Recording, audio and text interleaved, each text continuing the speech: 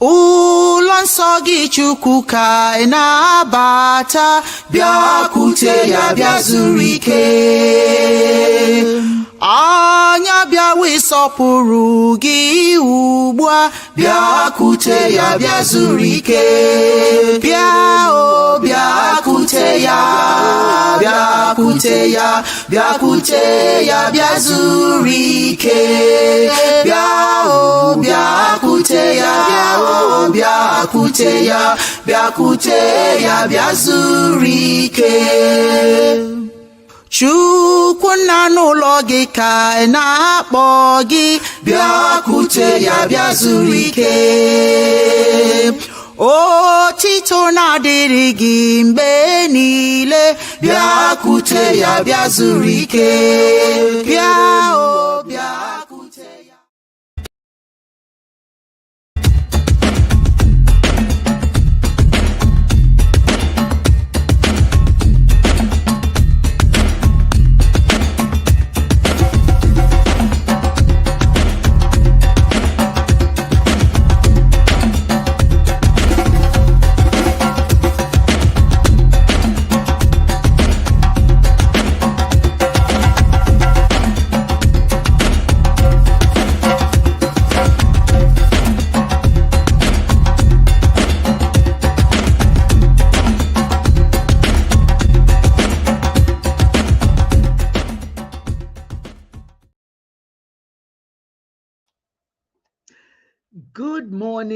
Good morning. Ndewonu, mamano.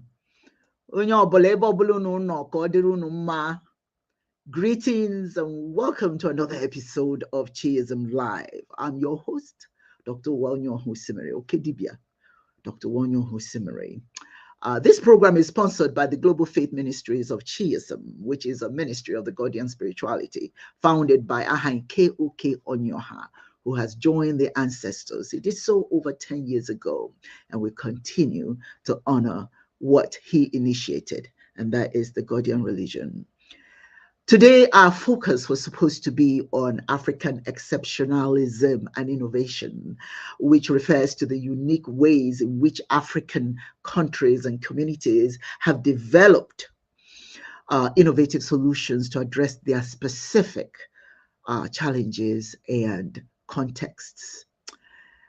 This concept highlights how local knowledge, I'm talking about local knowledge, culture, and resourcefulness have led to creative approaches in various sectors, including technology, agriculture, healthcare, and social entrepreneurship. However, unfortunately, Dibia Yudi Onyoha is not able to be with us today for this discussion, but will join us next Sunday to have the conversation accordingly. It is a topic that is so precious to him that he wanted to be here to be a part of the conversation. So I hope that you will join us next time. And Dibia Cheodozia has not come into the studio yet. I'm sure that he's going to join us, but if not, I'm sure he will join us next time. There's so much going on in Nigeria right now, so I can imagine, and that maybe that could be a part of the problem with Dibia Chedozia. But today we are going to work on understanding our key spiritual tradition, pouring libations. I had somebody contact me and say, well, I really want to know, what is libations all about? She talked about the fact that there's prayer, the different prayers, Christian, Muslim, all of that, but he doesn't understand what libations is. Well, quite frankly, you can go online and you'll find out what libations is, but nonetheless, it is my pleasure to spend a little time discussing what libation is. Now, overall, the spiritual practice of libations is a profound expression of respect, gratitude, and interconnectedness, emphasizing the importance of community life, community engagement, right? And our heritage and the spiritual realm in everyday life. So today I'm going to invite you to join me as we pour libations today. Now I brought something that I'm going to use today to pour libations, and that is it doesn't quite look, it kind of looks kind of weird here, but it's actually, I think it's the camera or the green screen or whatever is causing it to look like this, but this is actual plant in a receptacle that I want to use to pour libations today. And I always tell people, you know, if you want to practice African spirituality, there's no way you can practice it if you don't engage in pouring of libations, you know. So I'm just going to do a little visuals here, but pouring libations is a very important aspect of African spirituality, you know, because this is our way of connecting with the ancestors. It is our way of connecting with our, you know, personal. We talk about personal ancestors, you know, not necessarily just the collective ancestors, but our own personal ancestors. It is our way to say, hey, we see you, we know you were here, and we want to remember who you are. Now, traditionally, when we pour libations, you know, during festivities, like here in some of the videos, you'll see Kwanzaa, we pour libations in honor of Kwanzaa. We pour libations when a child is born. We pour libations when somebody is being buried. We pour libations as a means of just remembering who our ancestors are and bringing them to make them a part of whatever we're doing. You know, we tend to just think it's all about us now. It's at the moment is all that matters. No, the past matters, because the past, quite frankly, reminds you of who you are. So you can use whatever receptacle you want, so long as you pour a liquid. Some people use honey, some people use water, some people use whatever to make that connection, spirits even. So that's what's important about pouring of libations. So today I am going to ask you to join me in pouring libations. Like I said, I have this little contraption here, and I'm going to continue to use it as I pour libations. I'm just, you know, it doesn't look too very good on camera because, like I said earlier, the green screen and whatever is causing it. But I am going to use a glass of water. We'll use a water, because water is very, very important. So I invite you to plant yourself wherever you are at this moment. You could be in your home, you could be outside. I'm not sure where you're working, where you're watching this program today, but wherever that is, I ask you to come in and take a moment and feel wherever you are, you know, wherever you touch, wherever you're sitting, wherever you're standing, the floor beneath your feet, the walls around you, wherever you are. I want you to take a moment and visualize mentally. Think about the roots of your body.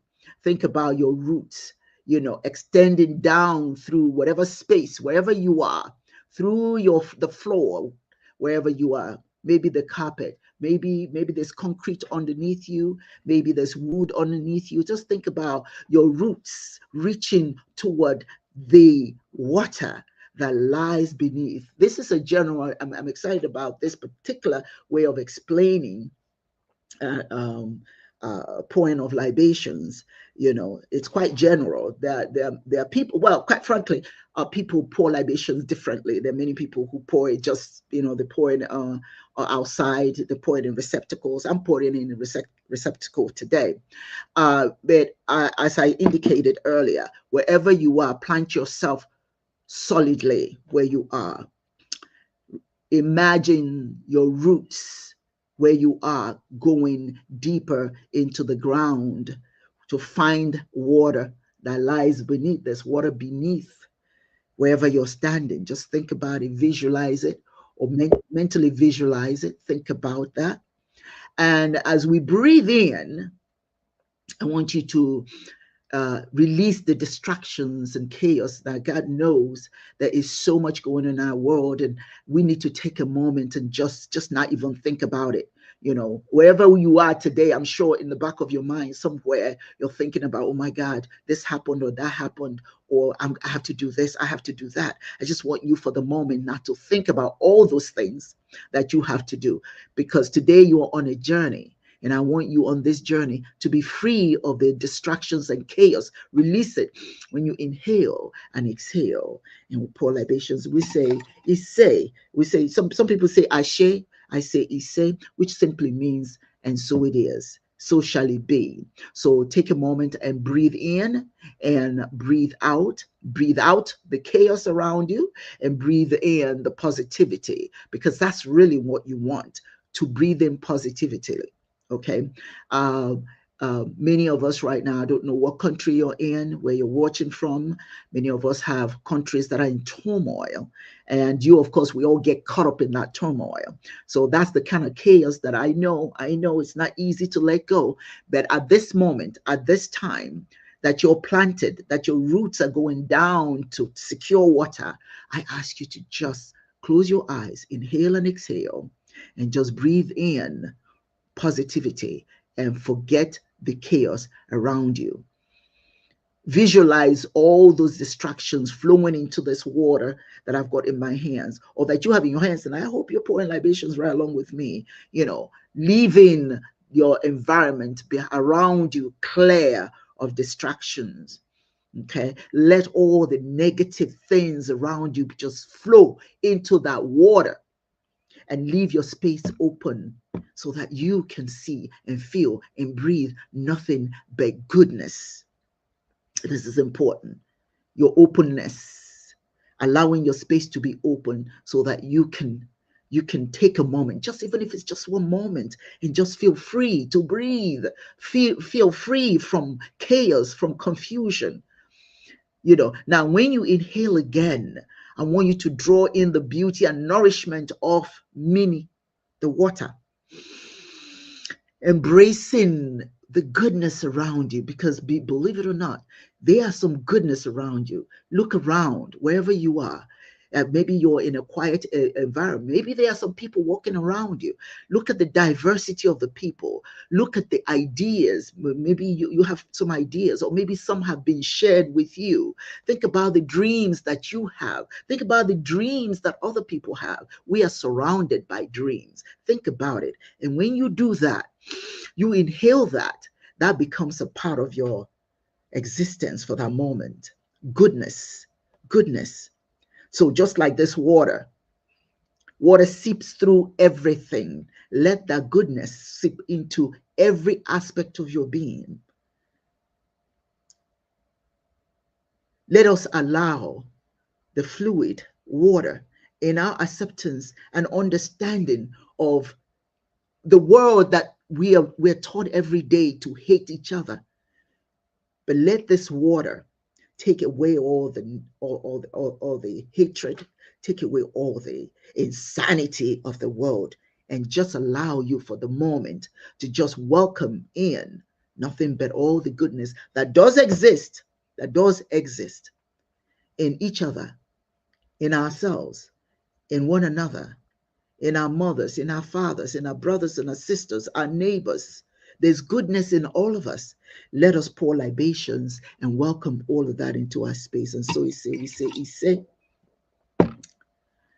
Now, when I pour libation, for those of you who are just joining and you who don't know, it is a practice rooted in West African tradition. Don't forget that. Okay? As I said, it is a connection between us and those who have gone on before us, those who have gone on. But we are welcoming them into our space. As I pour libations with this water, I want you to acknowledge the ancestors. And I say, I want you to acknowledge those who did so much for us when we couldn't do it, those who wiped our tears, those who prepared our meals, the great-grandmothers, the great-grandfathers, those who believed in us when we were unsure of ourselves, those who lifted us up and placed us squarely on the ground, on our feet, those who are really the backbone that we have failed to acknowledge. But at this moment, I'm asking you to acknowledge them. And I say, I pour libations today, and I said, I cry out, okay, for all the sacrifices that they made on our behalf, all the support they gave us through their sacrifices. We pour libations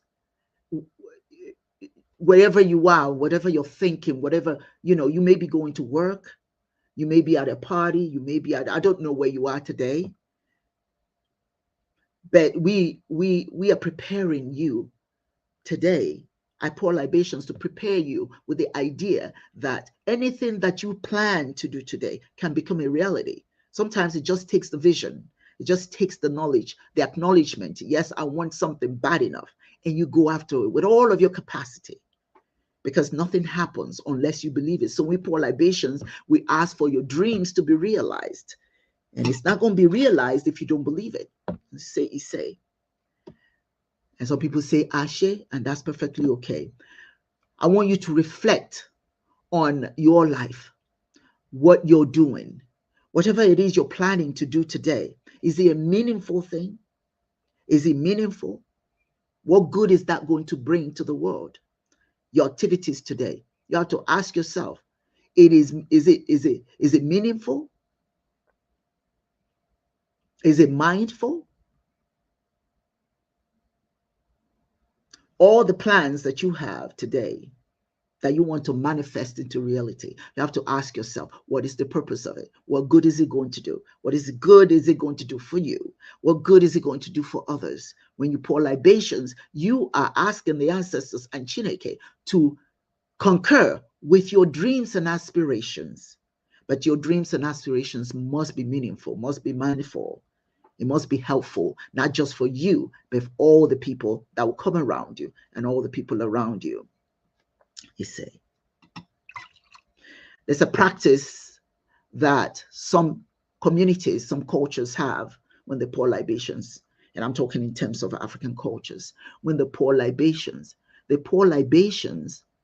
and leave some water in the bottle or in the glass or whatever contraption you're using, because you're supposed to be able to save some water for people who come to your home to drink water, because water is so essential. So it's one of the ways, we have all different ways of welcoming people into our space. We have the okwanzu, the charger, but we also have water.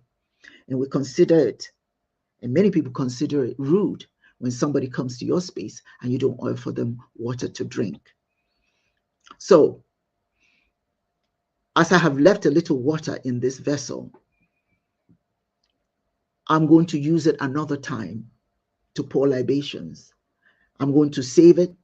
It's a very clean water. Save it in the refrigerator in a bottle that I can offer. If it's gone, if I don't drink it up myself, I will certainly have water available for others, for people when they come to my home. Either offer them chalk or I offer them water to drink.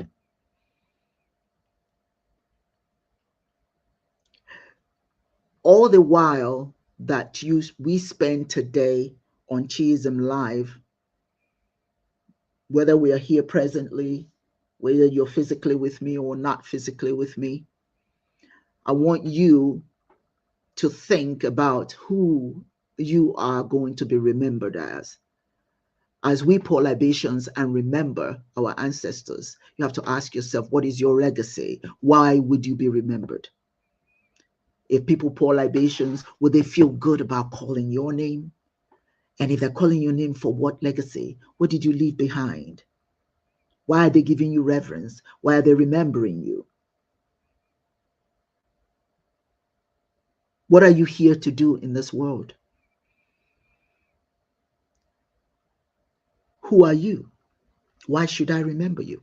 Why should anybody remember you? So each day you have to contemplate what your legacy would be, why people should remember you. And so I pour libations and I say, Ise, Ashe, and in whatever language you speak, whatever you use to say, and so it is, please use it at this time. And I want to thank you for joining me in this little journey as we pour libations and welcome the ancestors and welcome Chineke, the Most High, to be a part of this libation ceremony. Thank you for being with me. Thank you for being here with me. And I would like to welcome Dibia Chedozie. Dibia Ndewo. It's you and me today. Yes, so Ekenem. and the ancestors. Yes, so I enjoyed the libation Thank you. so much. Thank you. Thank you. Teaching us how to use the powers in the water element Yes. and how we can make water our friend because there's Yes. water everywhere in the Yes. air, underground, even in fire, Yes. there's water. Yes, yes, and it's so important. Today we were supposed to speak, and you hadn't come in. We were supposed to be speaking on African exceptionalism in innovation. Udi wanted to be a part of that, you know. Okay. But he's sick, obviously. He's not able to join us today. So Dibia Chiedozie, he's going to join us next week, and that will be our focus next week. But the focus today would be on what this tradition of pouring libations or prayer, even, how does that manifest in helping us to be good people? Why do I say that, Divya? I see a lot of people who they go to church or wherever it is they go, but then you can see sometimes I just go and sit in a coffee shop and I just watch the world go round, so to speak. I see people on going to work, I see people on, wherever they're going. But the one thing that I do see that I find very disturbing is those poor people, the homeless people that litter the streets. And I wonder, when people step over a homeless person, when people have nothing positive or kind to say to a homeless person, when people will see a thirsty homeless person and pour away their bottle of water. Okay, yeah, I can understand that it may not be sanitary to share your water bottle, but I don't think that seeing a hungry or a thirsty person is the place you should pour that water out.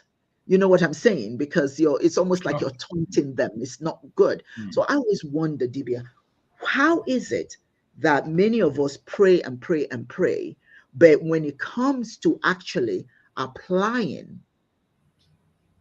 that prayer to a relationship with each other, we find it difficult? Did you know that the person that will give you something is not always the rich person? Sometimes it's that homeless person that will give you water to drink, whatever they have. If they have a little piece, a bit of pizza, they're willing to share with you, right? And those are the people that life has been cruel to.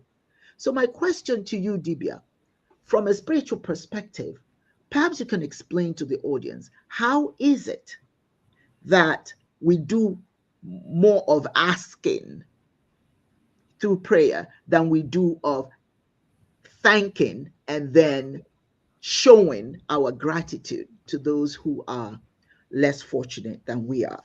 Talk to me about that. Hmm.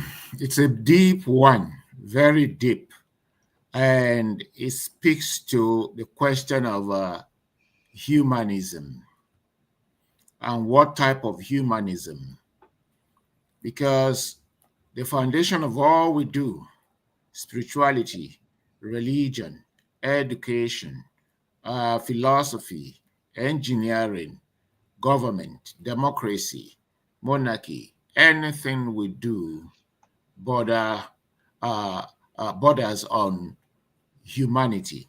Mm, So I would not say blatantly that spirituality entails humanity.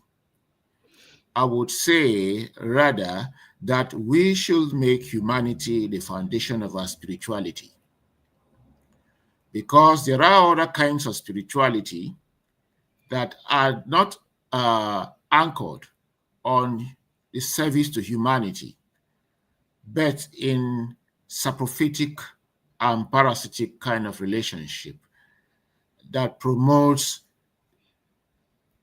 take, ask, but does not balance it out by thanking mm-hmm, and giving. mm-hmm, Um,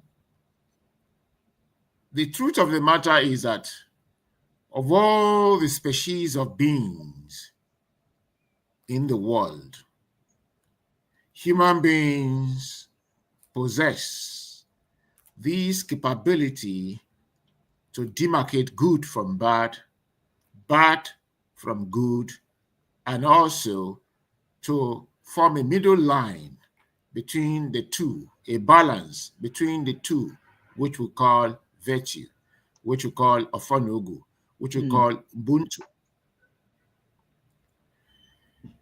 Now, the ability to create balance, it's what makes spirituality humanism. Because if you can create balance between good and evil, you can never wish good away. You can never wish bad away, evil away. You can never. The best you can do is that you decide that of all the evils in the world, you are here to create a balance. You are here to act positively and affect human beings positively. To make human beings discover the humanity in them, the conscience in them, and to strive towards achieving their various destinies with a sense of communalism, with a sense of solidarity, with a sense of togetherness. Now, the problem is that in our today world, we are driven more by the instinct for self-preservation, and that is being heightened by capitalism. Because the whole thing about capitalism, the hallmark of capitalism is that everything is driven towards utility. And that utility is that how do we know that spirituality is good? Spirituality is good if we can prosper materially. Materially, there you go. That's right. And very soon we begin to make a demarcation between the rich and the poor, the have and the have not, the superior and the inferior. And once that divide sets in, there is no longer humanism. And any spirituality we practice will be lopsided, will be one-sided. It will not lead to harmony, rather it will lead to division, bifurcation. So let me just submit it at that point for now. Yeah, thank you so much for that. I find that there's so much emphasis placed on, listen, if you want to know God, you've got to know God my way. Sure. Okay. So there's no emphasis on, yes, this is the spiritual foundation for you to relate with other people. Okay. For you to be kind to other people. Your spirituality has to be demonstrated. Don't tell me about God. Show me. Show me what God means to you. Now, we have a tendency to, and I've seen that a lot, you know, when we pray, hey, Chineke, give me this, I want that. Whereas whatever it is you want, you already have. You just have to you need to show gratitude and then pledge to be the instrument to be used by the Most High to serve others. I personally believe that spirituality must encompass service to others, because this is how you make the world a noble place. That's how this is how you help others. You said something about there's a lot of emphasis on capitalism. That is so true. Yes, go ahead. DBI, check you are breaking. Oh, you can't hear me? I don't know if I'm the only one that has that problem. You're breaking. I can hear you. I can hear myself. Okay. Let me ask anybody out there who doesn't hear me, please, can you just post that you can't hear me? So we'll see who's I can hear you, but the voice is breaking, season, kind of season. It Okay. ceases just for like Akachi a says little that second, and Akachi says that she can hear me very well. And yeah, and then Sovereign says she can hear me as well. And then Black Prime Minister says that they can hear me well. So it might be maybe you. it's on my end. It might be your end. So what I was saying is, all religions should teach, or spirituality or whatever should teach their adherents, all right, to practice what they preach, not come to church to pray and ask for more, but to pray, to ask for the divine to show us how to apply what we've learned to humanity. I see too much, listen, too much wickedness from people who are spiritual, who are very spiritual, who believe they're spiritual, but they do the most horrific things. There's no compassion. There's no desire to do for others. It's me, myself, my aunt, me, myself, and my family. Listen, your family doesn't the community make. The happier the community, the happier you are. You see, I want to talk about Ibrahim Traore. I really want to. If any one of you don't know about this gentleman, you should. Why is everybody talking about Ibrahim Traore? He's Muslim.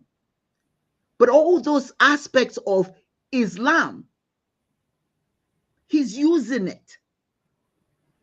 He's applying it to the welfare of his community. And quite frankly, the only way he himself can be whole, can be protected, is if his community is happy. I grant you, if your community is not happy, they don't care what happens to you. They will help you get eliminated. But what he's doing is he's applying everything. If you don't know about it, he is a test case of the highest level of spiritual practice. And what I mean, it's not necessarily that Islam is the highest level. No, I'm saying that he's using what he has learned, aspects of what he's learned, he's applying it. He's building hospitals, he's building the roads, he's not making any excuses. He says, we can, yes, we can. We got what we need.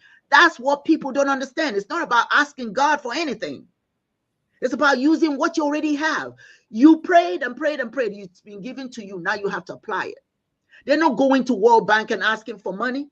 They have people in the streets using their hands. He has infused in their minds that this is up to you. All that prayer, you've got to apply now. The reason why people love him, some hate him, because he's toppling the apple cart. But people love him because of the love that he has for his people. This is what makes us spiritual, is that we see others. I see you. I see your pain. And I have to be honest with you. I love to watch some of these videos where some of these content creators, some of them do it for the purpose of, getting notoriety, but some of them actually do it. But at least the point of the matter is they're doing something to help people. Where you see people who are being ignored, people who are struggling. The other day, I was watching a woman whose leg was cut off, well, whose foot was cut off because she was she was in an accident, right? And she's there feeding four girls. The father had left her because she has a stump. He left her with five girls to raise. And she's walking in the street carrying water with that stump to feed these little girls, because the man said that, I don't want girls, I want sons. And are you a good example as a son? Whose son are you that you walk away from a woman whose foot is cut and you leave her to raise your four girls? And I bet you he will go on Sundays, he will go to church. But this content creator found this woman. Not only did he find her, give her food, take her to her house, got her children enrolled in school. That's a man practicing spirituality. Many of us think the more money we have in the bank, That means that we're spiritual, that God is blessing us. God is trying to say, okay, I'm going to give you some of this good stuff. I'm going to give you some of this wealth. But you have to share it, because that's how it comes back. DB, are you okay with us? Are you with us? I am. You see what I'm saying? So I let everybody know, when you want to practice spirituality, ask yourself, who have I helped today? Who benefited from my existence, from my prayer? I don't know about you, DB, but and I don't know about you guys out there. When I pray, I am not praying for God to give me anything. I'm praying for God, Chineke, to show me how I can be an instrument that will help somebody else. I can never stand anybody telling me that they are hungry. I can't. I cannot eat any food knowing somebody is hungry. What am I going to church for? Who am I praying to? If I can help, that's the thing. Some people may not have it to help. But if you do have it to help, that is your spirituality. Don't tell me about Chineke if you can't show me. So right now, I always encourage people, when you can, every morning, pour libations, because libations reminds you. It reminds you that you have a responsibility for your community, because it's part of community, it's a part of communal living. Pour libations and ask the ancestors, what can I do? How do I help? Our world is so messed up, because people are not trying to find out how they can contribute to the well-being of the world. The world is messed up. Money cannot buy happiness for you, and it wouldn't buy happiness for your community. A man was in his house. I just want to share this, and I'll let you talk. A man was in his house, and a woman came, and he could see through the video a woman at his door. She looked haggard. She looked scared. She looked like she was running from someone. She had been running from door to door, and nobody would let her in. She's running from something, but nobody will let her in. She's banging on the door. I need help. Please help me. Everybody turns their, because everybody's focused on their own safety, which is okay to some degree, but nobody stopped to think, okay, she says she's running from something. She looks scared. At least speak to her. Everybody's saying, get away from the door, get away from the door. And then she'll run out. She'll run to the next door. Till finally, this man in his home opened the door. Was it wise? Perhaps not. But his spirit told him that somebody was in need. He opened the door and he asked him. He said, what is it? What do you want? He says, I'm being chased by a man. There's somebody chasing me. He said, come in here. Now, he had like a foyer where there's a door between the front door and inside of the house. So he allowed her to come to just there and close the door. And sure enough, some man ran past looking for her. Who that man was, who knows? Could have killed her. But the man at that moment, the spirit told him that he should protect this woman. That's your spirituality in action. When you see somebody in need and you take action, that's spirituality. Spirituality is not about, who I go to church with. Spirituality is not about how many people in my church. Did you get the message after you prayed? What was the message? What are you supposed to take into the world? What good are you supposed to do out there? Not just for your pocket, not just for your bank account. What is it that your prayer wants you to do? And that is to help others. To me, this is how I get my blessing. If I help others somehow, I don't know how, but whatever I give out gets replenished. Chidozie, your thoughts? Yeah, I like to start from that point of doing your prayers, pouring your libation. Why libation? Because if we say libation, most people in the contemporary world who are Christians and Muslims will look down at that practice as being pagan. as being something practiced by heathens. But who cares? Who cares what they think? Who cares? The important thing is, what do you think? What is that doing for you? That's exactly what I'm going. That's exactly what I'm going to say now. Because libation is to show that you are not the only one in the world.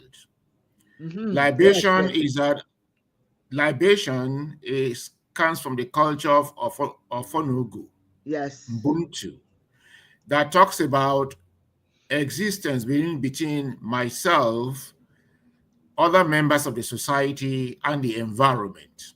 For us, humanity is what we call spirituality is not just myself and the people. It's myself, the people, and the environment. Yes. Because if we understand what spirituality is, we must know that the elements are in harmony with us when we are in harmony with others. And so, the principle of libation, Ubuntu, is that I am because we are because I am. And because we are together, we will not only uplift ourselves, we will also live in empathy and care, love with ourselves, within ourselves, and the entire environment. The four elements that we see visibly. That's water, aka air, ore, earth, afo, and then of course fire, nkwo. And then we learn how to treat the earth as a mother. And when we have this concept of motherhood, we now know that we can't run away from virtue. We can't run away from humanism. We can't run away from creating a life of balance. That I am not alone in the world. Somadina, it's not only me, it's a life of solidarity. Yes. And so the thing about communalism is that it is a practice, a philosophy, a spirituality of moderation. It allows individualism, but in a moderated way. It does not allow for extreme individualism. It makes room for collectivism, but it does not allow the collective to swallow the individual. So it's a practice of moderated individualism and moderated communalism. The collective that protects the individual that strengthens the collective. And not only strengthening ourselves to the detriment of the environment, that we live in harmony amongst ourselves and coexist, co-empathize with the environment, what I call eco-coexistence. And so that kind of spirituality operates not on extreme individualism, not on extreme materialism. There's materialism, but it does not allow for anything to be put over and above human beings, over and above the totality of the cosmic essence. And so in that kind of spirituality is a spirituality of give and take. And that is why the order of libation of Onogu is that you start by, first of all, looking at yourself, examining yourself, and coming open-minded. That is why we use Nzu. All right? That's why, that's it there. That's why we use this. That's why there is this. And then the essence of this is life. The life is not just mine. It's the life of all of us. And it's just not the life of all human beings. It's the life of all the children of Mother Earth. The plants, the trees, the elements, the animals. We do not even have the authority to slaughter the animals anyhow, just for impunity. All right? And so the life of balance is based on the principle of purity, was one. And that's why when you are before you pour your libation, you'll say, Ejimogu jidofo. You say, now, so arrow is the principle of responsibility and responsiveness. That's what you call mat in ancient Egyptian spirituality. the principle of balance is Ubuntu. Mm-hmm. I come pure before you, the Almighty. I come pure before you, the ancestors. I come pure before you, the elements. I come pure before you, the great spirits. I have not, out of my own way, developed evil intention, jealousy, plotting how I will undo my fellow human being. If I have not done so, whoever plots against me, let that which he or she plots against me be against the individual. And if I intentionally, deliberately have seen my fellow human being in suffering and I refuse to help, please teach me a lesson so that I will learn the ways of. Now, this is how our forefathers prayed. That's the whole essence of libation. We are calling the spirits of the land, the ancestors, the elements, God Almighty, the entire cosmic force to bear us witness that we are just like one tiny atom in the wholes of the whole. And then we are trying to say that we want to contribute our own little to the improvement, increasing of a totality. That is the principle of Ofonogu, communalism. And that's what libation signifies. So you do not pour libation and just say all you want and not trying to create a balance. If you do so, you will receive the visitations of the anger of the ancestors. Because the difference here is that we are dealing with the almighty force. Yes. We're not dealing with God as a concept. In Christianity, God is a concept. In Islam, it's a concept. For us, God is not a concept. It's a force. The force you see there operating. It's in everything. And so when you pour libation, you are awakening that energy. And if you do anything wrong, energy does not operate with emotion. What you give, you receive. That's why that's why you have to step with care. And so the operating principle, another operating principle is that with purity you come before the element, before the totality of the cosmos. Then the operating philosophy is syncretism. Syncretism is not about tolerance. I can tolerate Dibia. Maybe I don't like her face, but let me just tolerate her. But when she's talking, I just smile, yes. And so everything flies, nothing enters my ear about her. That is tolerance. Syncretism is about understanding her, participating with her,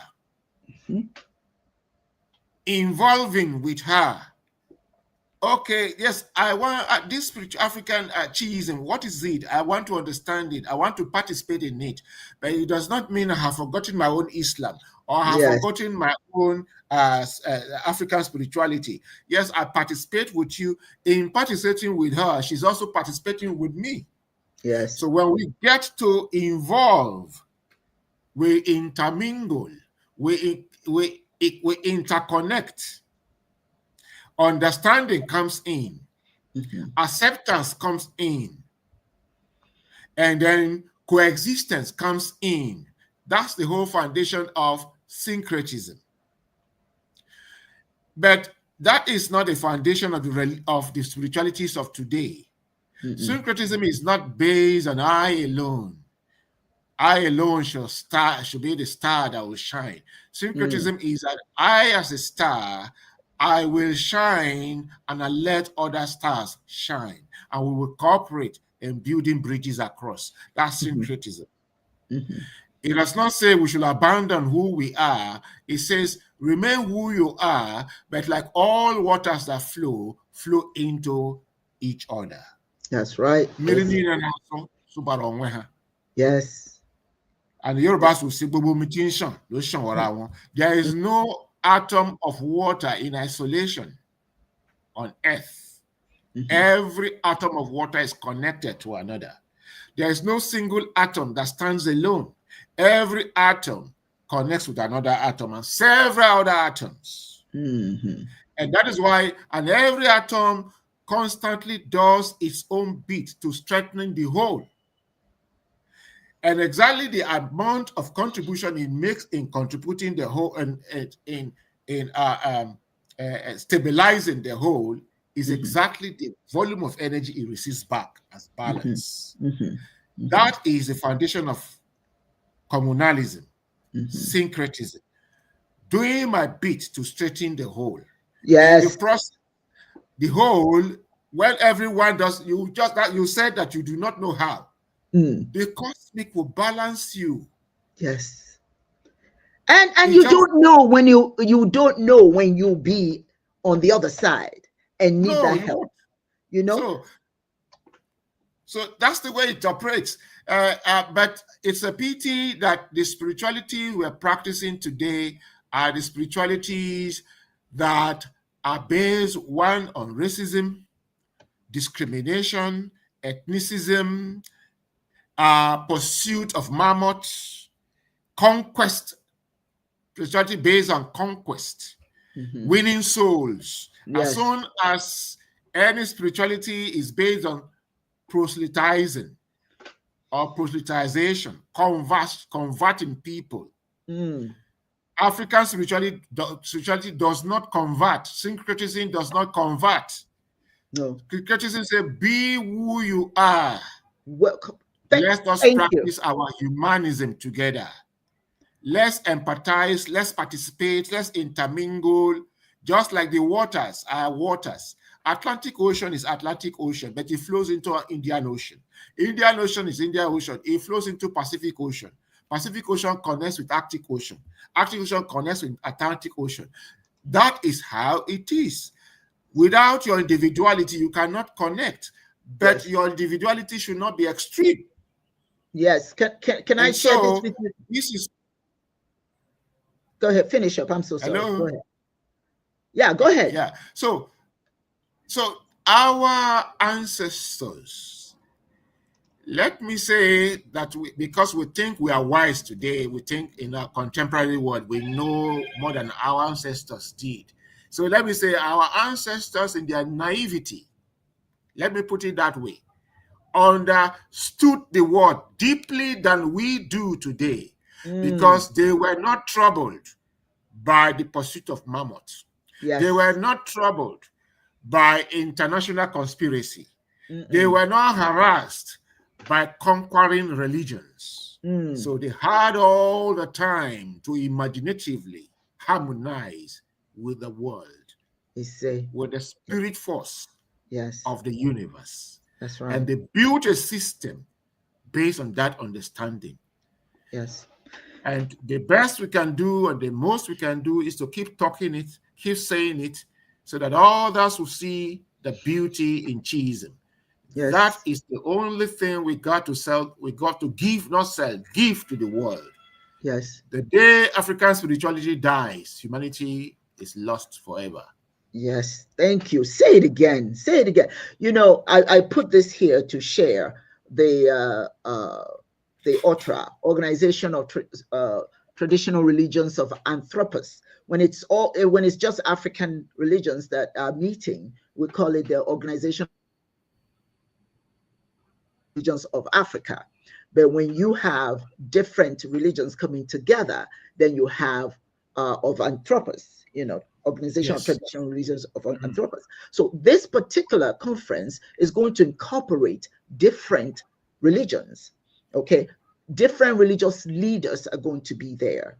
Okay, I was going to share you the order of the presentations, but it's too tiny. It's not going to show up here. But all the different religions we have about 8 religions that will be represented that day, and all their heads. And what I told them is, this is not about you coming to convert anyone. That's not what it is. It is, we're talking about world peace. The world is so messed up right now that we think that we can get peace through the gun, the barrel of a gun. It never works. It may stall for 2, 3, 4 years, and then it comes again. Okay, because it was used, the gun is used to stop the weaker person, right? Then the victor thinks, okay, well, I won. Yeah, you may have won for the moment, but that's why wars are continuously coming up. It never solves anything. Do you understand? So, and as we have warring religious factions as well, people who think my way or the highway. I've heard people insult African spirituality, as something that is, is witchcraft, is this, that, and the other. Okay, you cannot derive peace through that kind of concept. If you don't know about someone else's religion or spirituality, you should learn about it. And so in this conference, we're asking people, come on out and share your concept of peace with us. We're not here to change who we are. We're not here for you to change who you are, but we want to hear your concept of who your religion is, what it is you're going to, how do you add, how can you create peace in the world from the constructs of your religion? What aspect of that can we add to our repertoire? What can I borrow from you and add to what I already know? Don't come there to say that everybody else is wrong and you're right. Everybody's going to share what they bring to the table. But this is an opportunity, and somebody contacted me. He was very, very grateful. He said, I'm so happy that you have brought out, you're bringing African spirituality, different African religions. We got Ifa will be there. Okay, we have Vodou will be there. We have Rastafarian will be there. We have Chiism, Ghanaian religion will be there. These are the African religions. And there's another one, I don't want to say because I haven't confirmed it. Then we have Christianity. Then we have all the other world religions. Okay, those who show up. But all you can do is invite. Okay, and then hope they come. If they don't, whoever is there is who Chineke wants to be there. Okay, but the whole idea is that, when people say spirituality is love, no. Love and compassion are two different things. Your religion should teach you about compassion. Love is a personal. It involves more than compassion because it deals with even sexual desires. It deals with, love for one particular person or something like that. That's what love is. It encompasses a whole lot more. But compassion is what your religion should show you. Compassion to see the pain, the suffering of another and see what you can do to alleviate that suffering. There's a song that we sing, Nike Chuku. I can't sing, my voice is kind of raspy today. Nike Chuku, Alekali Gebili. By the grace of Chineke, the struggling shall rise. What do you think that means? Your spirituality is supposed to teach you the compassion to be the one to raise that person, to make sure that that person rises. Saying that Chineke will make the person rise is missing the point if you're waiting for Chineke to do it. It's you. You are that instrument that should help that Alekali to rise. It's your responsibility. So when somebody says to me, oh, love, yes. What part of love are we implying is necessary for dealing with the total humanity? Because love is a little bit more extensive than compassion. We should learn compassion. We should learn compassion. That's what our spirituality should teach us, compassion for other people. I watched a video, and like I said earlier, I love to watch some of these videos because it tells me about human interpersonal relationships and where a particular group of human beings or maybe an individual is at that moment. There's a woman who she just had a medical procedure and she wanted to put gas. She was at a gas station. She wanted to put gas in her car, but the medical procedure was, for whatever reason, did not work right. So she couldn't stand up. So she's standing, she's actually sitting by her car with the door open and she's asking for help. Everybody passed her by. She's sitting by her door. She's got $10. She said, can you help me put gas in the car? Help me, please. Nobody will help this woman. I guess what really really got me is looking at when you see people in all their grandiosity, looking all well dressed and all that stuff, but you say, where is that mind at? What makes anyone walk past an old woman sitting by her car with $10 in her hands begging for help? It took a police officer who came and saw her and asked her, did she need help? She said that she needed help. She said, I'm not asking for money. I just need somebody to help me put gas because for some reason my leg is not letting me stand. So he put gas in her car and helped her up to get in her car. But people were walking past an old woman. So I asked, where is the compassion? Because when you keep telling people that love is the most critical aspect of your spirituality, you forget that people love sometimes is so personal. You see what I'm saying? It's so personal that some people can't apply it to someone outside that they don't know. But what they should know based on their spiritual calling is compassion. The ability to see someone, see the pain of someone, the frustration or confusion or whatever that's going on around you, and be able to say, hey, what can I do to help? That's how you reach out to people that you're not very close to, is through your compassion. Love is important too. Yeah, of course, there's no two ways about that. Love is important, but love is, like I said, it has to do with a whole lot more, than having compassion to help. It deals with your emotions, and sometimes if you don't have any emotional connection to someone, it's difficult for you to show love. So our religions should teach us about empathy. Okay, teach us how to have empathy towards one another.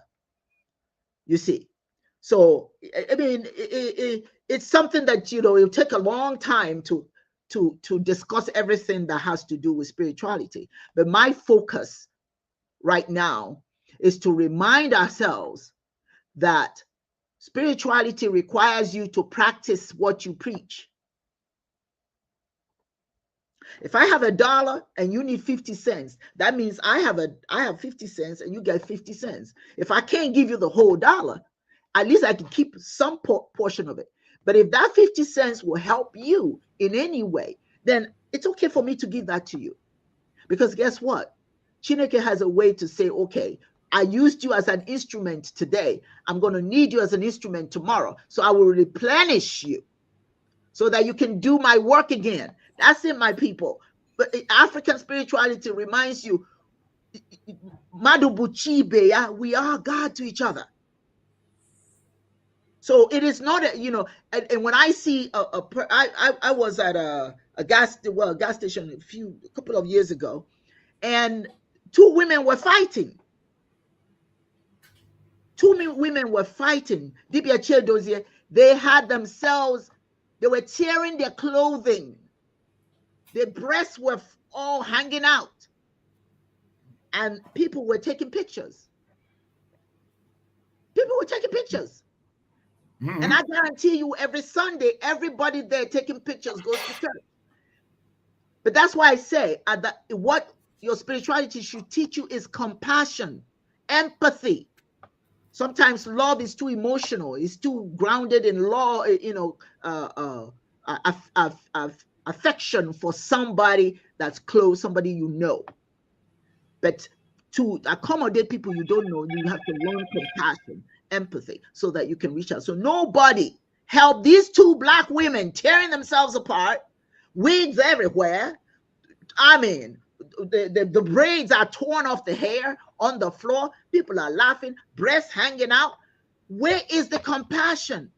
Where's the empathy? These people that are fighting, they are in turmoil at that moment. They're not doing what they're doing for your entertainment. They're doing what they're doing because they are in turmoil. They want to hurt each other. But nobody paused to think about what they were going through. Instead, everybody was taking pictures, to see who get the best angle. Ooh, look at her. Ooh, And they were getting a thrill from people hurting each other. I've seen so many videos of people beating up on each other and somebody saying, get him, kick him, you know.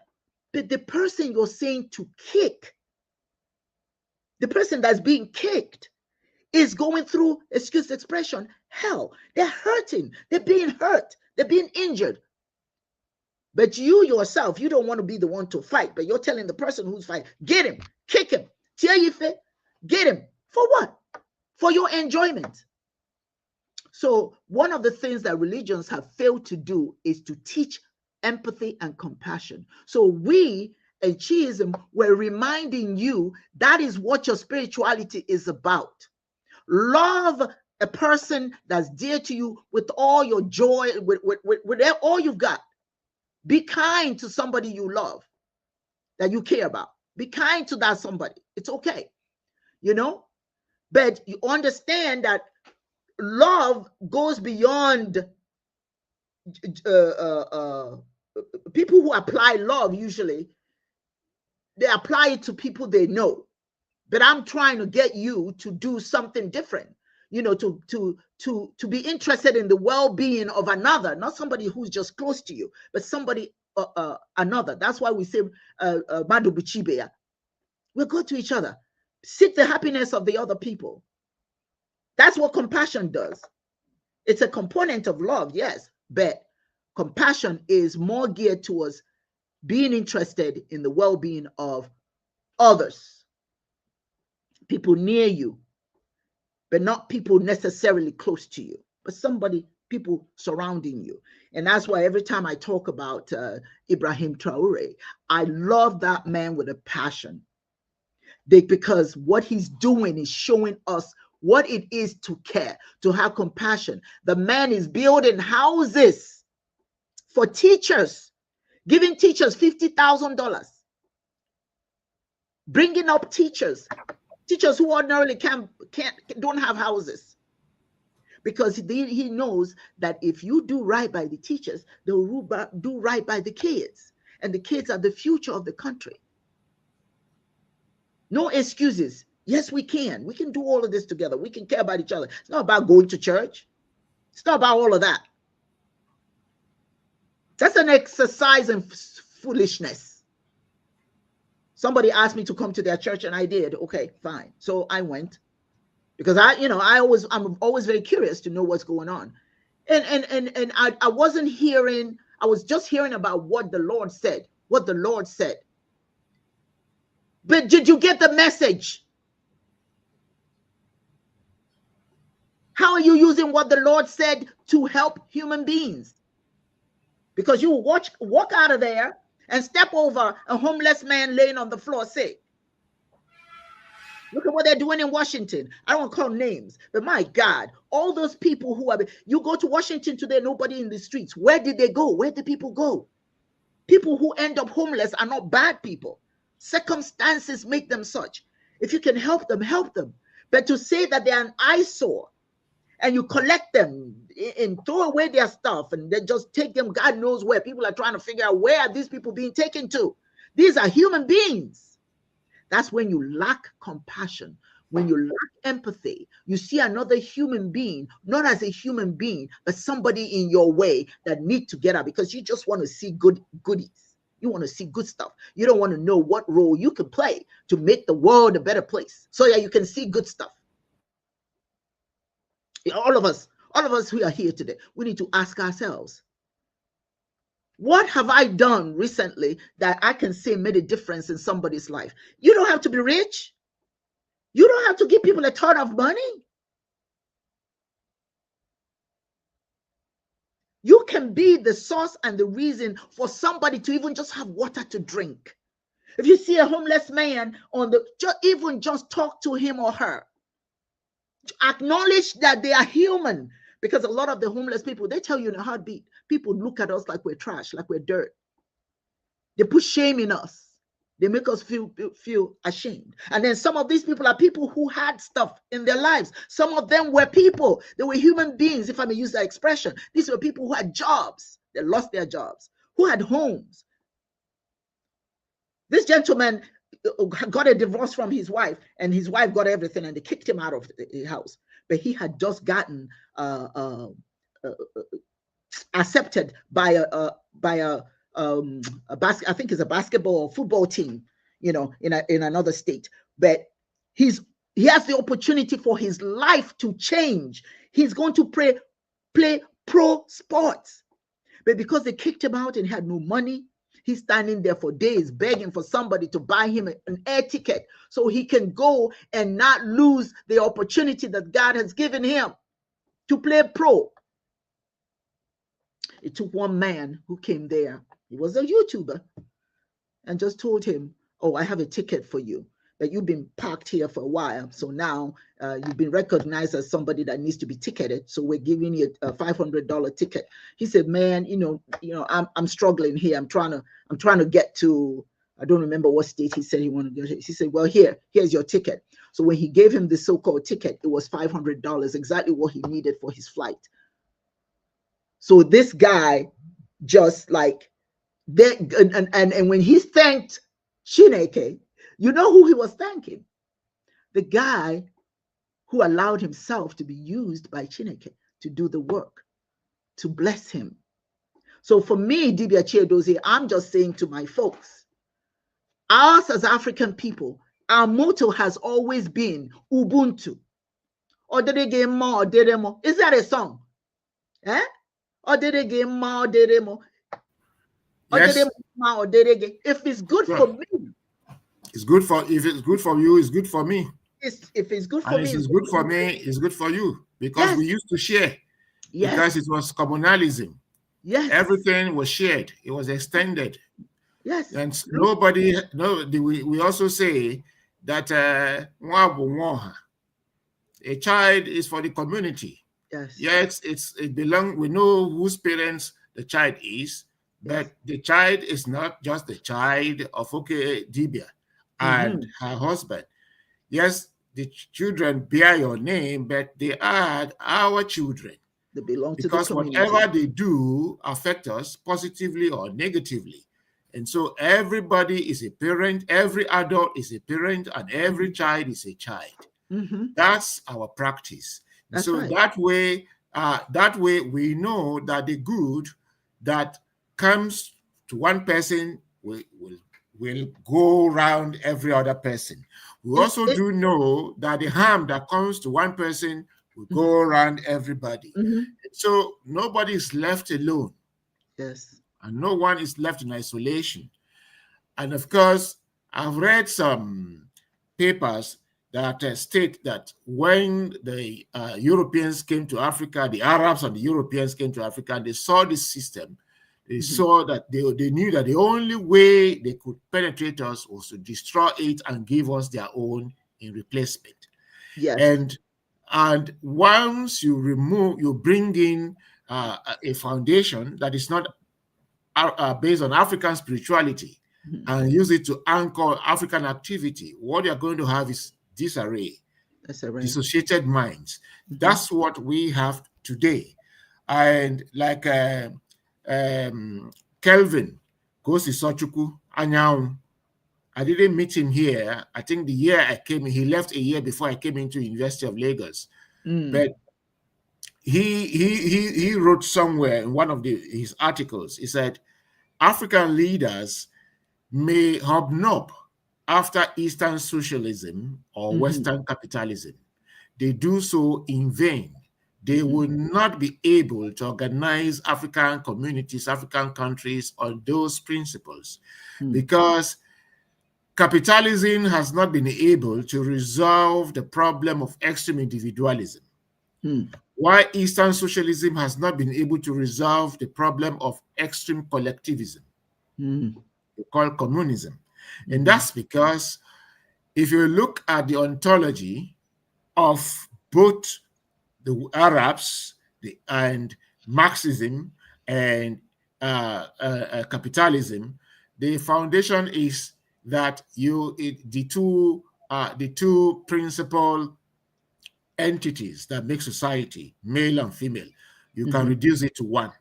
You can prioritize the male over the female, or you can prioritize the female over the male. And so it's always winner takes all and loser loses all. Mm-hmm. There is no balance. Mm-hmm. But it wasn't like that in traditional Africa. The woman remains a woman, the man remains a man. And it is there. If you go, even they themselves, they see it there, but they cannot understand it. If you go to church, if you go to mosque, you see two pillars. These two pillars never come together. The two pillars are there to perform their roles. It is in performing their function that the church, the mosque, the shrine stands. And so, in the family, woman will impart female values, and the man will impart male values. Both of them will work hand in hand. None must try to suppress the role of the other or subsume the role of the other under another. Once you do so, there will be no communalism. Because the thing about communalism is that it is the two pillars that can never be reduced to one. You cannot reduce the female to the male. You cannot reduce the male to the female. And that is why in traditional Africa, there was no divorce. There was separation. But the man will still care for the woman, and the woman will still take care of her children. Because they know the role of motherhood and the role of fatherhood to the upbringing of the children. They knew that. The state cannot play that role. That's why Africans will adopt a child with the mother. You don't adopt the child and leave the mother. Because no other mother can take care of a child more than that particular mother that bore the child. Mm-hmm. If something happens that a woman is not around, then another woman can now play the role of mother. And so for us, there's always those two irreducible pillars. And both of them must understand their roles. None must subsume the other. You just play your function. And that's why girls are brought up to know everything that a woman, the values of woman in the society. And the males are brought up to know the values of the male in the society. And the male are also made to understand the value of the female. You cannot hijack it. That was why in traditional Africa, there was nothing like housewife. That you call housewife is a whole lot of duty, more Herculean than any duty. And they knew it. And so society was organized in such a way that upbringing of the child is not sole duty of the female or a sole duty of the male. There's always this cooperation between the right hand and the left hand and the right hand. It's not a question of do not allow the right hand to know what the left hand does and don't allow the left hand to know what the right hand does. It's that the right hand and the left hand must work together for there to be smooth running of affairs in the family, in the community, in the country. That's our philosophy. And so our philosophy, there was love, but it's not love based on agape. It's not love based on philia or eros. Those two sides were not silenced. They were made private. The question of how I love my husband, I love my wife, I love my girlfriend, I love my boyfriend is private. But even as private, there were general communal rules that you must not trespass. You cannot just see a median and approach her direct. You must find somebody close to her to go and talk to her. And if you want to marry, it is not the person that they want to marry, the female that wants to marry, that goes to talk. It is her people. Same for the man.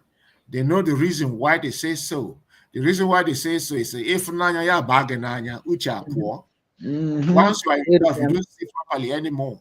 So you allow those who can see properly to do the evaluation. And that's why once there's a tie, it was difficult for the tie to break. Because a lot of investigation, a lot of evaluation have gone into it. Yes. And what we are asking to do today, you have to investigate if someone is a sickle cell, has a sickle cell anemia. If somebody, they did all that in the past, they did it. And they did all that. And it does not mean that those who had it did not have they did not take care of them. They took care of them. They knew how to pair them. So they will not pair two sicklers. Mm-hmm. They will pair a sickler and one who is AA. Mm-hmm. And they will know, okay, from this woman, you cannot have more than 2 children. They make it a law. So that you will produce at most AS instead of SS. Yeah. All right. So they knew all that. All that we are trying to do today, we are preaching out of love. So the emphasis about love is a compassion, like you've said, should be the engine room of love. Because love encompasses eros, it encompasses philia, then there's agape. The one that people like Joseph Fletcher will propagate, promote is agape. And agape is the compassion there, is the empathy, is the care, and it's loving without any restriction. Loving your neighbor for loving sake, without any, and it has to be consistent. But in my own further analysis, I say that love without the principle of justice, because justice talks about balance. Law without the principles of justice, innocence, equity will make no sense. Because unbalanced mercy is also injustice and is no love. There's a question there for you, Chief. Yep. You want to answer that question? All right, let me see it. Akachuku says, is there a concept similar to Ma'at in Igbo spiritual philosophy? I have my own thoughts on that. You go ahead. Of course, I've said that before. The Ma'at in Igbo spirituality is Ofonogu, Ogunofo, which we spoke about, was it last year or 2 years ago on this program. And Ofo is not just about the symbol. Yes. We said that if you look at the symbol of Ofo, you see segmentation. This segmentation is talking about regulation.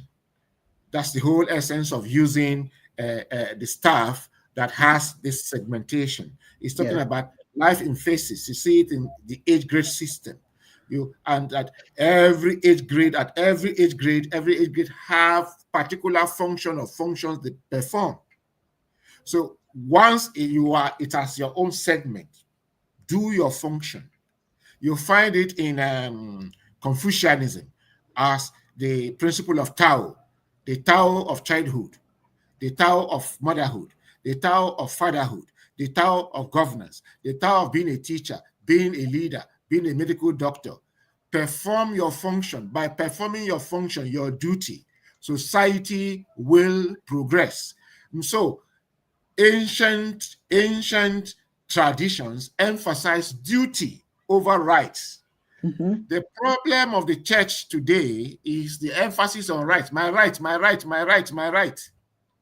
And when you ask for my right, then you start asking my miracle, my miracle, my miracle, my miracle. So all that they go to church to do, most churches today, is my miracle is on the way. Oh, my own miracle has come. Wait for your own.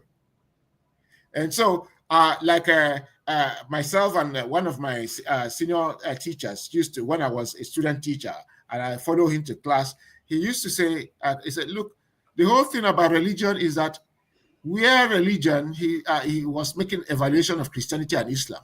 And because he also met with Ahai, and he wrote some article, 1 or 2 or 3 articles on Gordianism. Then it was Gordianism. And so his criticism, using Gordianism to criticize Islam and Christianity, he says the problem he has with Islam and Christianity is that they do not function where they should. They only function in the church arena or mosque arena. Everybody is the other keeper. So in the church arena or mosque arena, if you stepped on my toe, oh, sorry, oh, brother, you're my sister. But once we're there, once we're out of the church arena, out of the mosque arena, you could easily slap that same person if he stepped on your toe. Mm-hmm. And then I remember in one of the lectures, he said the place he expects that the church principles and the mosque principles should function is, for instance, in the marketplace, there is a woman pregnant with a baby strapped on her back, pulling one by the right and another one by the left, and complaining that she and her children, they don't know the father, where the father is, and they have not eaten for 3 days. And she herself, being pregnant, has not eaten for 3 days. They should help her. Instead of helping that woman, Christians and Muslims will say, shoot, don't bring your bad luck to us. Don't bring your bad luck to us. But what he expects at that point is that that particular woman should be called in by the market women and given, first of all, taken care of, give them food, she and her children. Without asking question, you find a place for her and say, okay, can you be selling gari? What can you sell? Gari or rice? We can be supplying you 1 bag. If you finish, you take the profit. Over time, you can be managing here. What about your children? The market women should gather money and say the children must go to school. Now, that's what used to happen. Because if the child does, if any of the children goes useless, it affects the whole society. If any of the children becomes armed robber, you don't know whose other child it will affect. And so that's how we have built an unhealthy society whereby all of us now begin to siphon our children abroad, and only to bring them back to impose them to become leaders and build walls again around them, quarantine them in government houses and government quarters. And so they govern the people without knowing what happens with the people. So that's the kind of thing we have built for ourselves. And so the math you're talking about is the principle of Ofonogu, Ogunafo, and it's the same thing as Ubuntu. But I, as a person, I like to talk about Ofonogu and Ogunafo because we do not talk about only Ofonogu. I am because we are because I am. In Ofonogu, there is a middle line of Aro, Alo. And what is that? The abominations and taboos against the land and against your fellow human being that you must not infringe upon. If you observe what you call Unsoala, we are taboos against Mother Earth. So there are general taboos against Mother Earth. For instance, it's a taboo to insult a pregnant woman. Yes. It's a taboo for you to chase a pregnant woman, she runs. It's a taboo to talk rudely to a pregnant woman or tell her things that will shock her and the baby gets aborted. When a woman is pregnant, you don't say bad words to her, no matter how good or bad her manners are. If you can tolerate her enough to impregnate her, then you must tolerate everything she does until, in other words, the child inside the womb feels what happens to the mother and around the environment. Yes. That is why bringing up, living with a woman who is pregnant, you must take everything they do and make sure you take care of them. That's one. Two, you do not kill any animal that is pregnant. Even poisonous viper, if it is pregnant, you don't kill it. You do not take a pregnant goat to market. Everybody will shout, arrow. It's a taboo. Because you are trying to decimate, you're trying to decimate that particular species. Because the whole order of Ofonogu is that you must preserve humanity and preserve the environment. And that's also what my art is about. You know, your relationship also with your community. Your community. So that's what it is. So now if you go to alo, that alo is the thing that makes you to keep it's about the virtue, because virtue is about creating temperance, a middle line, balance, moderation between the extremes. That's what alo is. But beyond that, how do you avoid alo? The sense of responsiveness and responsibility. That's alo, aro. So that when you see what is evil, that's exactly where OKDB started with on this program, you see what's an eyesore to the community. Instead of photographing or videoing, you should solve the problem. Like the two naked ladies fighting. Instead of taking it as something for entertainment, it is the duty of those around to go there and separate those ladies, find out what is the problem. And if it's a social problem, then you begin to talk about how to solve that social problem so that such incidences don't occur. And we do know that in our traditional society, it was an eyesore for anybody to fight, male or male, male versus male, female versus female, male versus female. It's an eyesore. It's not allowed. There are quarters for you to go and make report. Yes. But I'm not saying that in such society, there are such things that you should not fight. But when it gets to a point that people decide to make caricature of events that are eyesore to the society, brings disunity to the society, instead of you to think of how to solve the problem, you now make it a point of something you can exploit, make a TikTok video out of it, make money out of it. So that's the danger of prizing any other thing over and above humanity. Yes. Once you take anything, prize it over and above humanity, you will use humanity to service that particular thing. That's the problem of the world today. Today, in forefront is money.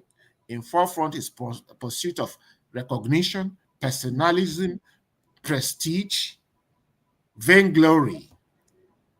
And so people will prefer to use $1 billion to buy one diamond necklace while several other people perish in hunger. Are hungry. And that's one of the things that I just want people to understand the importance of compassion as an element of your spirituality. Now, I just want to say something about what the question that Ma'at did, Kachinike asked, and you answered it very well. And that is do you have the equivalence of Ma'at in Igbo spirituality, which is Ofonogu, But Ofonogu is a symbol of truth, as you indicated, truth, justice, honor. That's the symbol. And as a matter of fact, when a king is walking by, I don't know what they're called that walk with them. You know what? Yeah, okay. They walk alongside either the high chief priest or something like that. They walk alongside with them with Ofonogu. Okay, and that is just to remind us, the community, that whatever this king or priest is saying is based on honor, truth, and justice. And that's what you should expect from him. And now Ma'at was a symbol as well, but it was an actual woman that exemplified or lived truth, justice, honor, and all that. So she's a reflection of that. Okay. So it's quite similar, and most cultures do have such similar, it's nothing necessarily unique to Egypt. It's certainly other cultures that have that. But there's this particular comment here that I do want to make from Black Prime Minister. Thank you for sharing that. She says that a pregnant woman is not supposed to argue and fight. She is a fool. I had such a person in my family, and she had a miscarriage. I can imagine that if she's fighting and arguing, and to some degree, that may initiate a miscarriage. But I think it's also very, very important that we know, unless you have been pregnant, okay, or your circumstances, okay, that, okay, pregnancy is a whole different story if you've never been pregnant. And pregnancy, if the environment is very supportive, all right, can cause a lot of pregnancy can cause a lot of pain, a lot of frustration, a lot of cause and reason for you to lose your mind sometimes, you see. So if a woman is arguing and fighting, certainly she shouldn't do that. But the question would be, what's causing her to do that?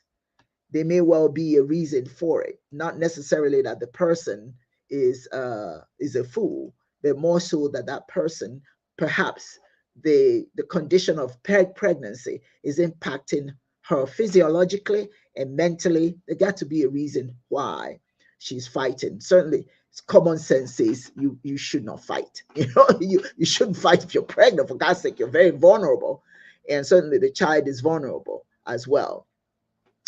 Now, this comment is from, let's see, it's from Akachineke. What is the role or symbolism of the python in Igbo spiritual philosophy? From what I'm learning, it's positive.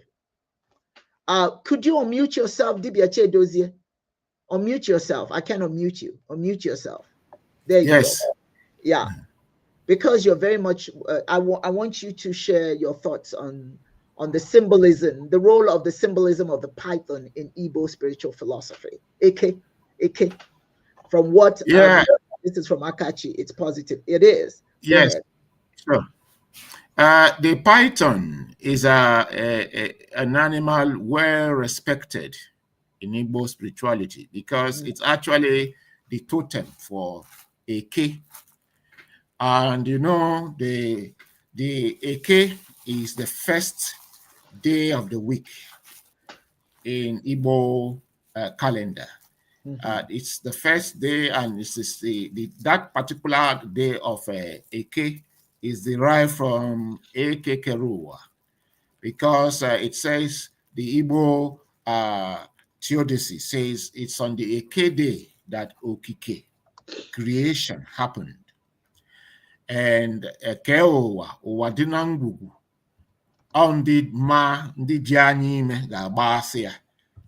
So on the K day, the creator created the universe, and it became a package, a bundle that only those with the inner eye would pierce into it to decipher, to design what is in there and how we should operate in the world in which we live.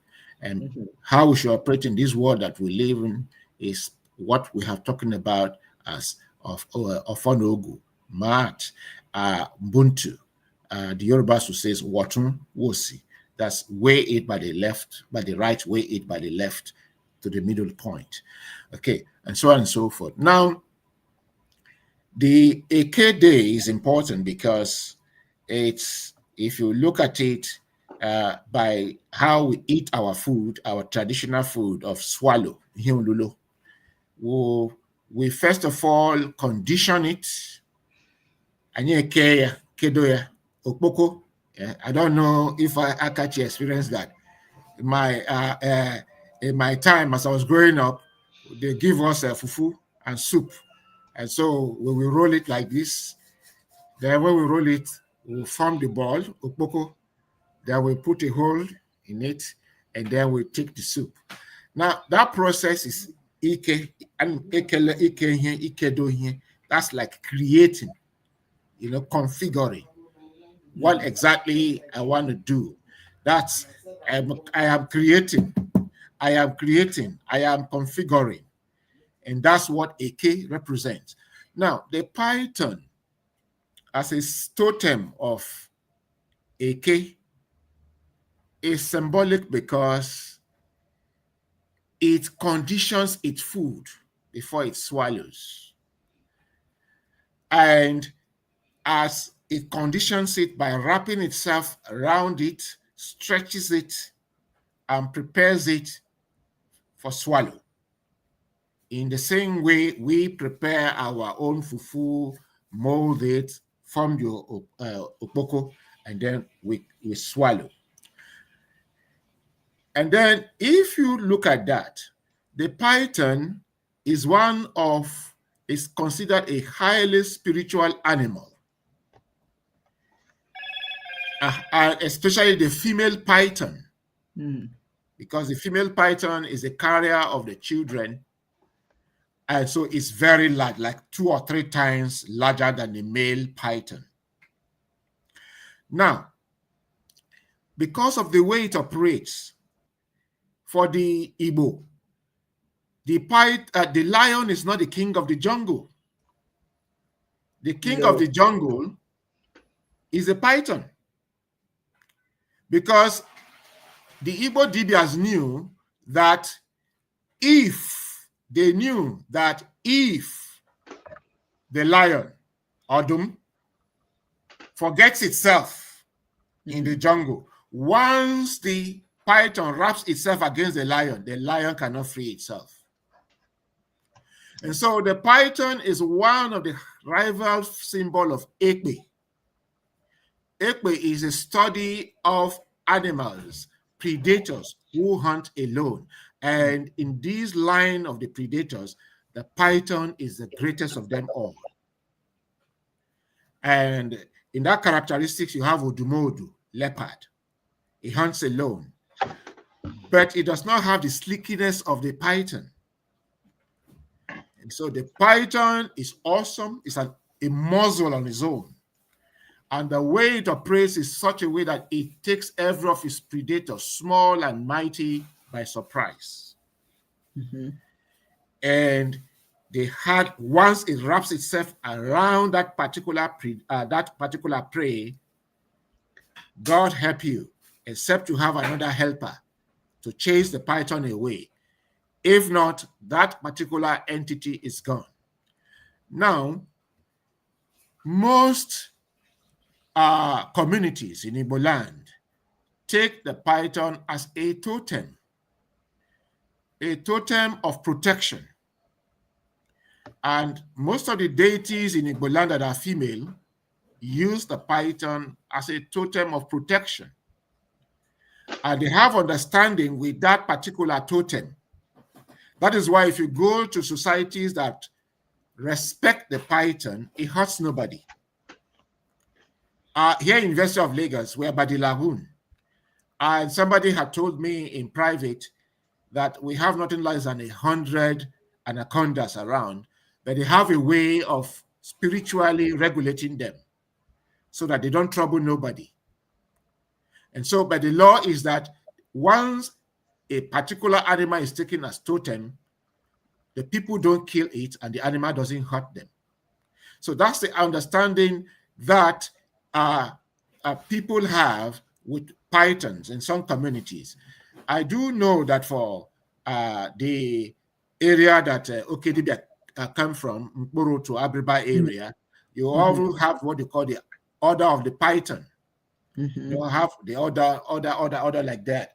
And so they study the mannerisms of these animals, use them for governance, use them for war and other things. Yes. And so we can keep on talking about the python. It's a very important animal for us. It's not just an animal to be put in the zoo. It's an animal that we use as totem. It can live with the people, protect the people, and the people have understanding with it, and it represents the symbol of creation and creativity. That's it. That's right. That's very true. Very true. Very true. Well said. And in my community, AK is so powerful, and when it sheds its skin, right, it because it represents fertility, the continuous life. What is that? Life is a cycle. Yeah. Okay. Recycling, reincarnation. That reincarnation. So that if you're lucky to see the skin of AK, you don't throw it away. You know, it becomes, people would do some whatever, however they work it so that they can hang it, right? It's very symbolic. You know, it's based. It promotes the concept of power, truth. There's so many other things associated with it. I don't have all that, but I know that definitely fertility is a part of it, and wherever AK is, AK is one of, like you said, it's one of the sacred animals, just like the turtle. The turtle is very sacred in the sense that the turtle is very wise. People know the turtle as a wise, animal. And so when they use it, when they refer to it in storytelling, it's usually stories that deal with wiseness. AK also is, creation, as it pertains to creation, as it pertains to fertility, all that sort of thing is associated with AK. It's a very powerful, very sacred and powerful animal in our, in African spirituality. There are so many other symbols, but definitely AK is one of them. Okay, AK is one of them. Another, believe it or not, another animal, though very tiny, that's associated with courage is the mosquito. Tell me more. How? Yeah, mosquito. Is it because he had the courage to propose to the ear? Yeah. Well, the story goes that the mosquito is, quite frankly, one of the insects that most people fear, because it's so annoying. It doesn't quit. If it wants something, they, like if somebody is very determined to get something, they say, this one is like mosquito. Yes. This one is just another mosquito, because they don't stop until they get what they want. The story goes that the mosquito had lots of beautiful pottery, and people used to come from far and wide to see the pottery. But then, unfortunately, a cow, a man that was walking a cow, stepped on his pottery and broke it and walked away and would not come back to pay for it. So the mosquito followed that man, and in the ear saying, "When, one with them, come and pay for my pottery, damaged pottery that you broke." And that's why it follows you, win, because unless you pay for its pottery, then it will continue to bother you. Okay, so they are just some animals that, and that's our connection with nature. We believe in nature, so there are certain aspects of nature that we use to particularly when you teach children, to teach them a lesson. They'll tell you, be like the mosquito, don't give up. Never give up. Be like Angunta. What do you call mosquito in your language? Aunta. Angunta. Another animal is the water dragon, the dragonfly. Okay, yeah. The dragonfly is associated with knowledge, because I think I've shared this before, and Akachi say she must be a mosquito. She doesn't give mosquito, that's right. Okay, what about there are some other animals that have similar characteristics as mosquito. There's this one you call chinchi, bedbug. Bedbug. Chinchi. And I don't know. There's this I was trying to tell you about the water, water dragon. The water dragon, and I think I told this story before, where we went to Nigeria with some very educated African American individuals. We had doctors, we had lawyers with us, and all of that. So we went to the village and we went to the stream. And after a while, it was quite clear. There was no rain or anything, right? Nothing that could indicate that it was going to rain. But the children started running and they started cutting, ede, akuko ede. What is a cocoyam? Cocoyam is, it's big like an umbrella. They use that for umbrella. So they were cutting some of those and running with it, like they had umbrella. And we thought that was ridiculous. What are they running? They told us, run, it's going to rain. Of course, we thought that was ridiculous because we didn't see any rain clouds or anything. But just as quickly as those boys, it was mainly little boys, they were running, it started raining. It just started pouring rain. So we asked, how in the world did they know that? The gentleman told us the reason why is because they watched the dragonfly. The dragonfly usually has its wings open. But anytime that it brings it down, it's because it smells rain. Because the rain would damage its wings, so it would have to bring it down. So when you see that the dragonfly has the wing down, that means it's about to rain. So, find shelter.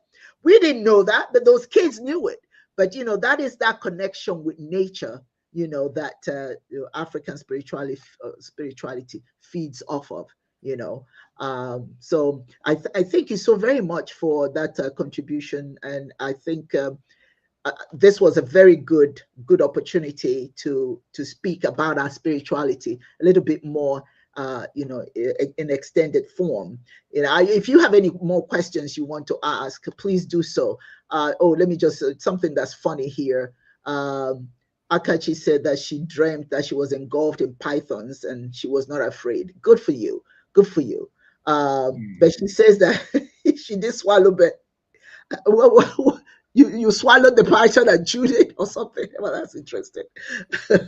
I love that. That means she should she's like a goddess. Yeah, well, you see, Akachi. Well, her name is Akachi Naked, God's hand. That sort of thing. So anyway, I would like to thank all of you for joining. I have a meeting that's coming up, a Zoom meeting coming up in about 5 minutes. So this is going to end a little bit sooner than noon. But I want all of you to, I thank you very much. And I hope you learned something today. And please remember to always pour libations. That is our way of connecting to our ancestors.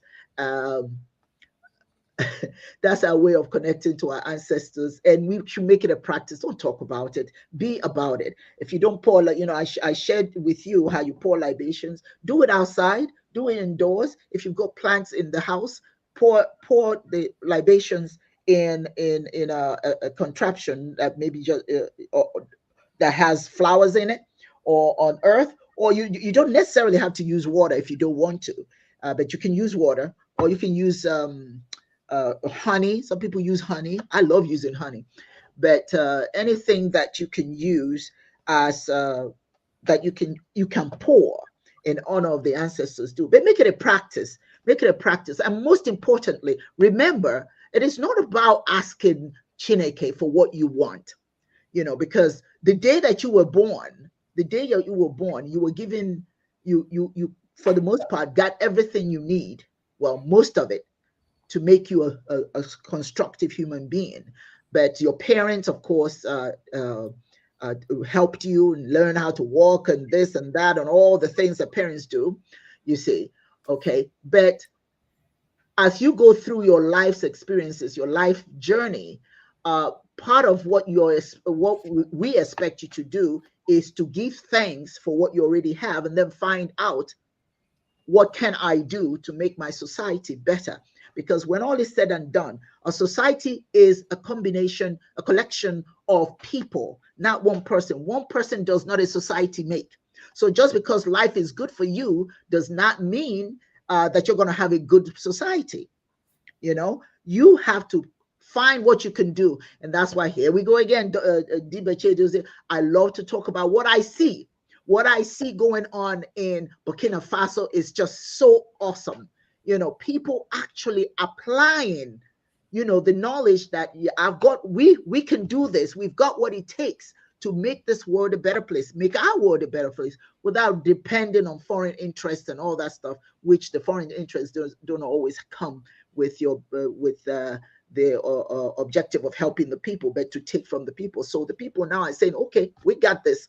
Their president is saying, we've got it, we can do it. So that's part of what your spirituality is supposed to teach you. Yes, you can. You've got what you need. Thank Chineke for what you've got. Not just give me. Thank Chineke, and then be that instrument that Chineke uses to serve humanity. Remember, a happy humanity, a functional humanity, makes you also a happy human being. Yes. Yes. That's Akwachi. Gratitude requires the brain in awesome ways. Okay, okay. Yeah, it engages the brain as well. I suppose that's what you're trying to say. But we have to get away from this Eurocentric way of thinking. Ask. Gimme. No, you already got what you have. And that's why we say monachiso. I walk with the power. Power is already there. All I have to do now is enact your glorious self in self-reliance. Self-reliance. self-reliance. Self-reliance. Yes, you can. And if you can do it, think about the other person who maybe is struggling and use your compassion, okay, your empathy to help others to rise with you. Oh, Bishia. Yeah. Ngam uka wuru. Oka gula akpahala. Divide there one mama. My Yes, people, thank you. This was a wonderful, wonderful show today. Thank you for all your comments. Thank you for joining us today, and I really look forward to that. Before we leave, I have just a few more minutes. I just want to acknowledge our founder for 1 second.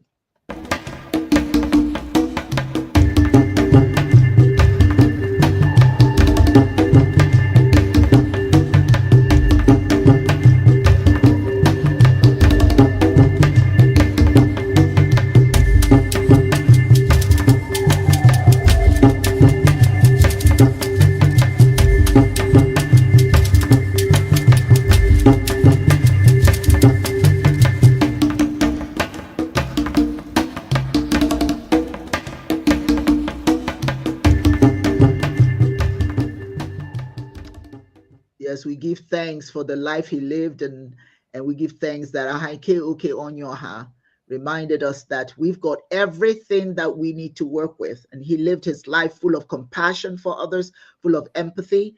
To him, everybody was the greatest African of the 21st century, 20th century. Nobody was beneath him. Nobody was above him. And that is what we try to emulate, to be as he did. And that is to love, cherish, honor, respect, and become tools necessary for doing Chineke's work. Ladies and gentlemen, it's been a pleasure. I want to thank all of you for being here and joining us. And I hope that you will join us next week when UD would actually join us.